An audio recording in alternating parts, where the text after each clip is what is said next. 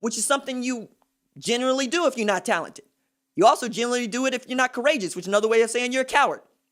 I like the air raid because I would use it to attack people in the same way that I would use the wishbone to attack people, the same way that I use the flexbone to attack people. And I also know the air raid like I know the air raid offense better than I know any other offense. Like the only other one that I've actually been really intrigued with is basketball on grass, and that's spread. Problem with that is I don't want to run a fullback at quarterback. I want to run a quarterback at quarterback. I want to run a dude that can throw the ball 70 yards downfield and runs a 4.40. That's what I want. I want to run a pro raid, right? What Oklahoma does.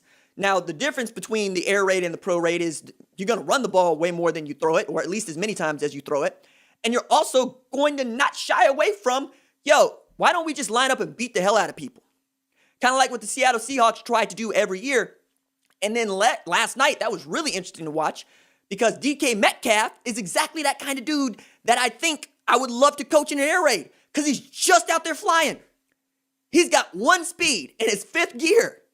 Like Chris Collinsworth is like, I thought Russell Wilson was going to overthrow DK Metcalf by 25 yards and nearly ran that down. And you saw what kind of game that dude had.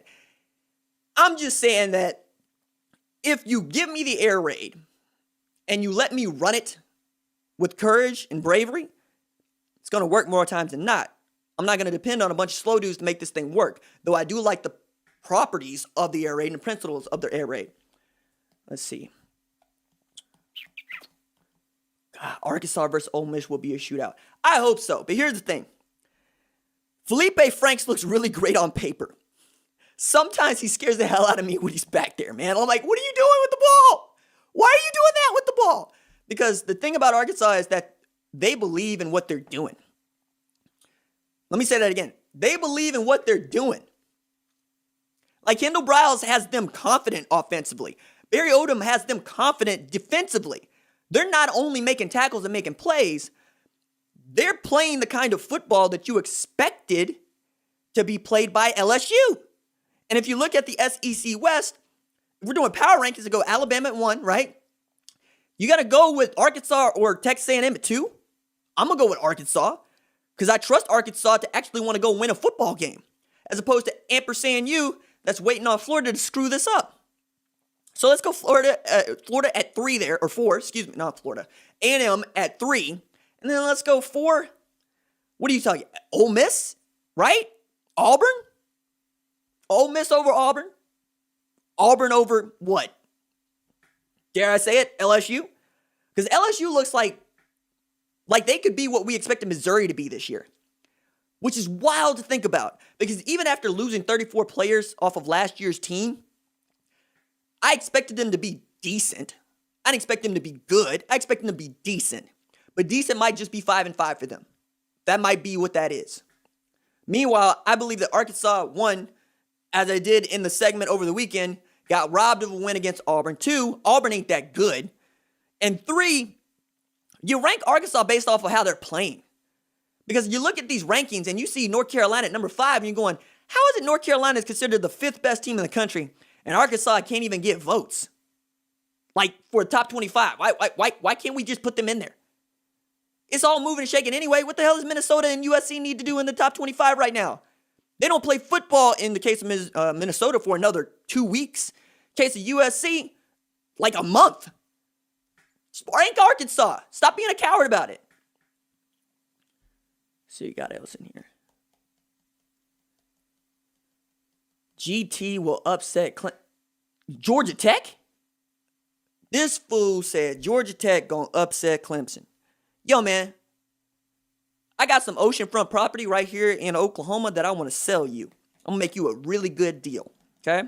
I'm gonna throw in the boat and gate for free, fool. What you talking about, Georgia Tech?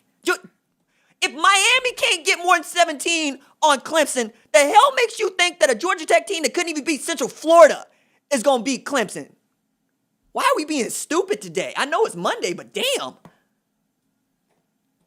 Let me see, what else got in here? Why is it that the first thing I read when I join the stream, I don't know, dog. Like Clemson fan jumping in here like, yo, what did I do? I didn't even piss nobody off this weekend. Like, what did I do? Let me see, what else we got in here? Leave that man alone. Nothing is broken with Stetson Bennett. Why substitute when we're winning? Some people will pay for servicemen when they brand new, straight off the production line item. Dude is feeling some kind of way about that. Let's see. Derek Bailey's from Albany. What up, RJ? Albany, Georgia. Hey, believe we have a good D, but offensively I'm almost there. We just have to ride the mailman till the wheels fall off the mail truck. All right, so I want to speak to the Georgia fans who are not very optimistic about this weekend. Like, I did the preview segment for the noon segment today. Check that out if you haven't. But the comments on it from Georgia fans are like, look, till we beat Alabama, we ain't beat Alabama. Comments on it are, look, I know that we feel good, but we're not that good, I don't think. I thought the Georgia fans was going to feel kind of nasty going into this game at Bryant-Denny. I thought seeing as able to steal Scott Cochran away from Alabama, Scott Cochran, who was the longest-serving lieutenant to Nick Saban at Alabama since Kirby Smart, Scott Cochran, who might have actually took more pictures of the recruiting board before he left, a la Kirby Smart.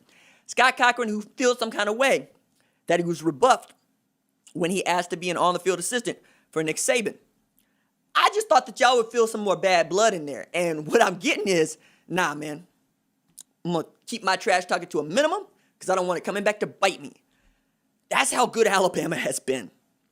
Georgia fans can't even get behind the number 3 team in the country because they're so terrified of Alabama. Now, I understand. You lose the SEC championship game 2017. You lose the national championship game 2017. I get that. I understand. You get beat by a really great LSU team in the SEC championship last year. I understand.